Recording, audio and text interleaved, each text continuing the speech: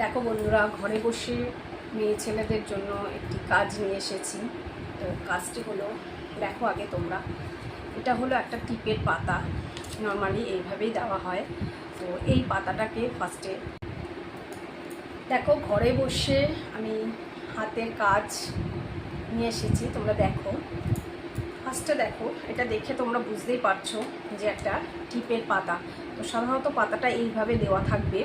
তো আমাদেরকে কি করতে হবে, এই যে এখানে একটা ভাঁজ করার জায়গা রয়েছে, তো এটাকে এরকমভাবে ভাঁজ করে নিতে হবে। দেখো তোমরা দেখতে পাচ্ছ কি, সামনে নিয়ে দেখালাম, ভাঁজ করতে হবে।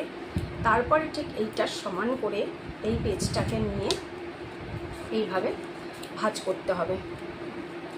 তো ভাঁজ করে একটা টিপের বক্স তৈরি হয়ে গেল, যেটার মধ্যে সাধারণত টিপ থাকে। তো এইবারে এখানে দেখো টিপ রাখা রয়েছে।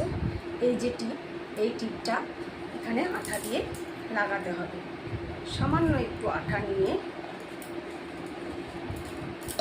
তো এটার এখানে একটু চারদিকে অল্প অল্প করে আঠা লাগিয়ে এই মাঝখানে, তোমরা দেখতে পাচ্ছ কি বন্ধুরা, দেখো এই মাঝখানে এটা বসিয়ে দিতে হবে। তো